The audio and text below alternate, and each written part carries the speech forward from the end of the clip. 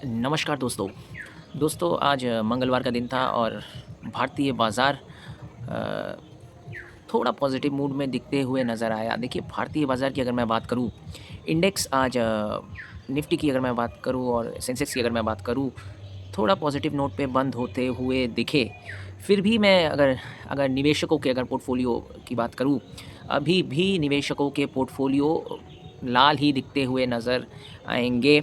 Maximum जो mid cap companies हैं और स्मॉल कैप कंपनीज़ हैं, वो तो बहुत ही ज़्यादा टूटे हैं।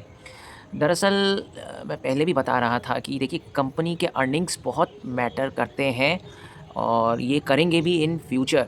इस क्वार्टर में जिस हिसाब से लोगों ने अर्निंग्स की एक्सपेक्टेशन की थी, लेकिन दिग्गज बड़े-बड़े कंपनीज़ के अर्निंग्स वैसे नहीं आए।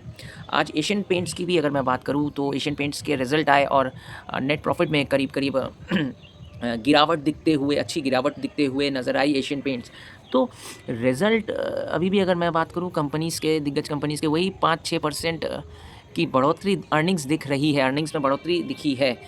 तो आप अगर देखिए 2021 की अगर मैं बात करूँ, 2021-22 इस टाइम पे 2020-21 इस टाइम पे मार्केट ने अच्छा इसलिए किया था, मार्केट ने करीब-करीब 20% रिटर्न दिए थे क्योंकि कंपनीज़ के अर्निंग्स भी करीब-करीब 22% से ऊपर गए थे।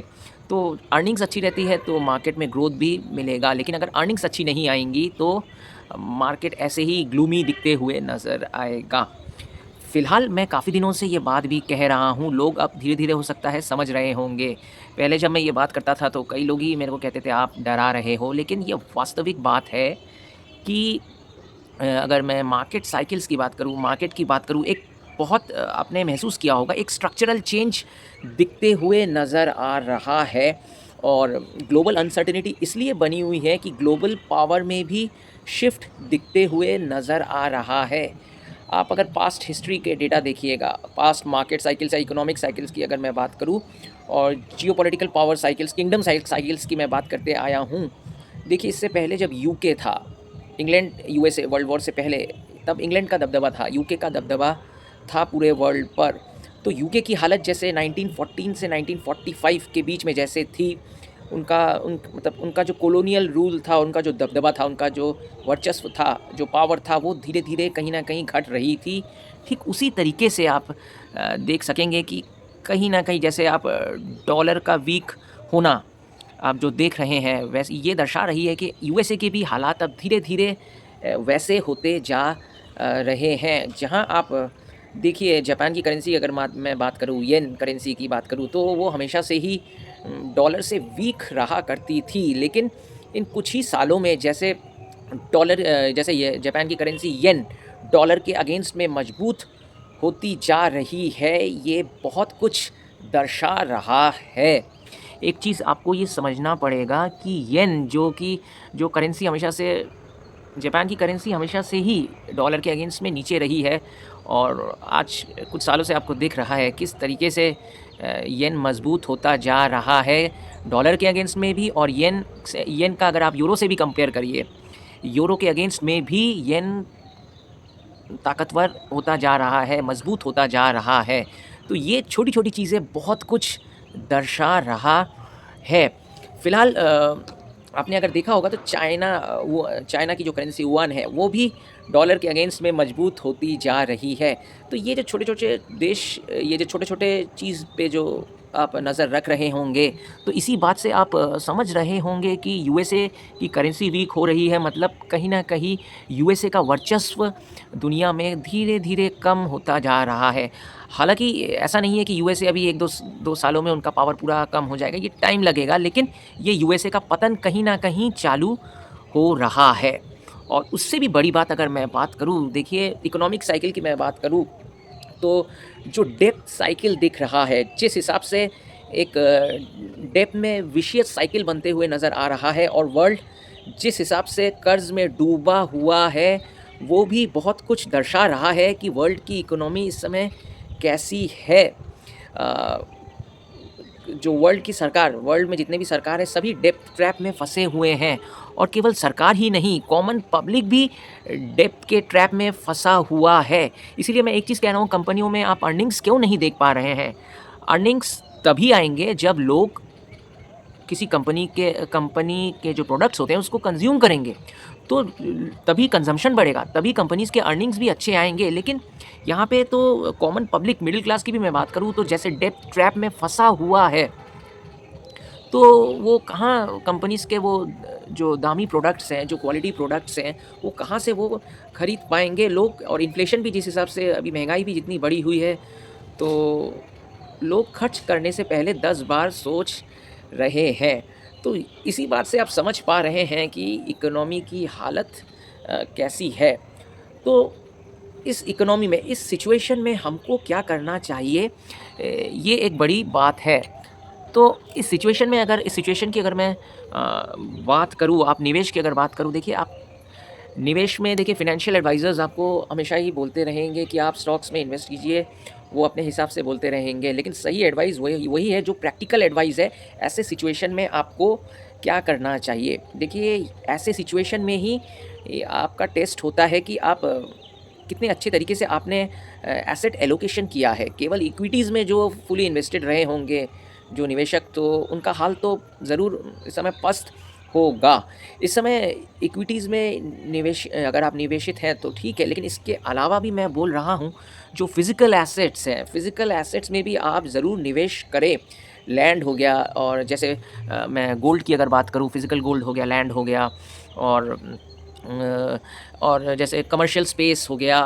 तो अगर आप इन सब चीज़ों में अगर निवेशित हैं, तो ये आपका अच्छा एसेट एलोकेशन होगा। और गोल्ड और सिल्वर से अगर आप पहले से इन्वेस्ट रहे होंगे, तो आपको पोर्टफोलियो में भी हेजिंग मिल रहा होगा, आपका पोर्टफोलियो भी प्रोटेक्ट हो रहा होगा। इसीलिए एसेट एलोकेशन बहुत ही एक इम्पॉर्टेंट चीज़ है।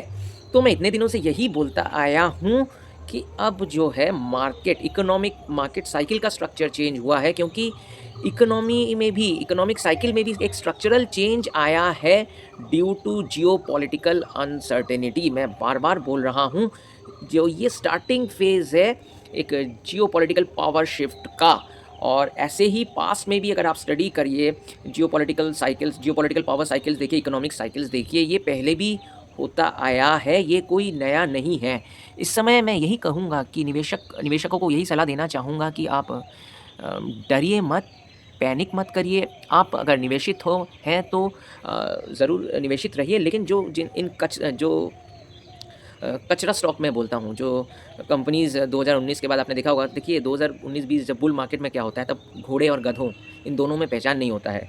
तो गधा भी भागना चालू कर दिया था घोड़ों के साथ, तो उसमें असली पहचान नहीं हो पा रही थी, कौन घोड़ा है, कौन गधा है। लेकिन अभी जैसा मार्केट है, ये बियर मार्केट में आप समझ ही पा रहे होंगे कौन से गधे थे। तो वो जो गधे वाले जो स्टॉक्स थे, उनको पहले अपने पोर्टफोलियो से ज़रूर निकालिए।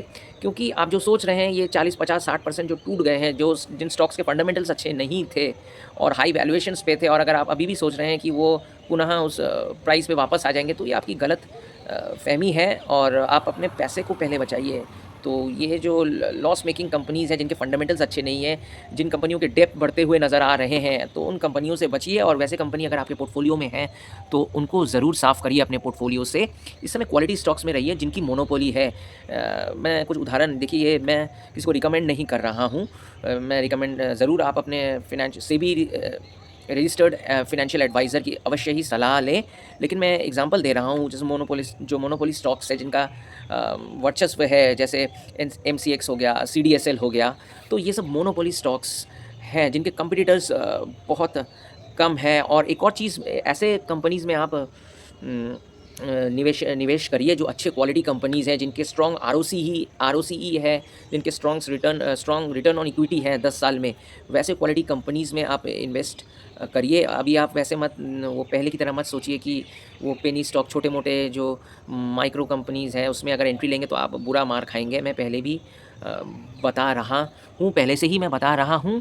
और क्वालिटी स्टॉक्स में बने रहिए, क्वालिटी स्टॉक्स ही आपको पैसा बनाकर देंगे। और थोड़ा मतलब जिन कंपनीज़ के अर्निंग्स अच्छे आ रहे हैं, क्वालिटी कंपनीज़ हों और उनके अर्निंग्स भी आपको अच्छे दिख रहे हैं, बैलेंस शीट स्ट्रॉन्ग है और डेब्ट फ्री कंपनी है, वैसे कंपनियों में अभी निवेशित रहिए। और मैंने पहले भी कहा है, फिज़िकल एसेट्स भी थोड़ा आप लीजिए, गोल्ड हो गया, सिल्वर हो गया और लैंड हो गया, ऐसे जो फिज़िकल एसेट्स होते हैं उन पर भी आप निवेश करिए। आप डाइवर्सिफ़ाई रहिए, तो आपका पोर्टफोलियो इस समय प्रोटेक्ट रहेगा। और मार्केट तो फ़िलहाल अभी अनसर्टेन बना रहेगा और इंडिया यूएस ट्रेड डील की भी मैंने पहले भी कहा है, इतना जल्दी अभी कुछ नहीं होगा। और कई लोग अगर सोच रहे होंगे कि कई लोग सोच रहे हैं कि जैसे इस बार बजट में एक बहुत इवेंटफुल चीज़ होगा, ऐसा मेरे को लगता नहीं कि बजट में इस बार कुछ ऐसा कुछ सरकार देगी, क्योंकि पहले से ही सरकार का जो फिज़िकल डेफ़िसिट है वो बहुत ज़्यादा है। तो इस समय अगर वो इंफ्रास्ट्रक्चर में ज़्यादा खर्च करेगी तो उनको फ़र्दर बोरो करना पड़ेगा। इस समय सरकार अपना फिज़िकल डेफ़िसिट ज़रूर कमाने की कोशिश करेगी इस सिचुएशन में। तो देखिए क्या होता है, घबराने की कोई बात नहीं। पहले भी कई सिचुएशंस आए हैं, ऐसे सिचुएशंस चले हैं, तो वो सब निकल गया है, मार्केट फिर अच्छा किया है, तो पेशेंस रखिए। ये है कि नेक्स्ट जो डेकेड है वो थोड़ा टफ होगा, मतलब पास्ट से अगर मैं कंपेयर करूँ तो नेक्स्ट कमिंग जो डेकेड है ये इसमें थोड़ा टफ रहेगा। मतलब आपको रिटर्न्स ऐसे ही नहीं मिल जाएंगे जैसे पहले आपको मिल गए थे 2019 से 2024 के बीच में। तो ये रिटर्न्स मिलने के लिए आपको बहुत मेहनत करना पड़ेगा, आपको रिसर्च करना पड़ेगा। और आपको अगर आप को निवेश का ज्ञान नहीं है तो आपको स्पेशलाइज्ड लोगों से एडवाइस लेनी चाहिए, जो कि सेबी रजिस्टर्ड फाइनेंशियल एडवाइज़र हो, उनकी अवश्य सलाह लें और मार्केट में निवेशित रहेगी।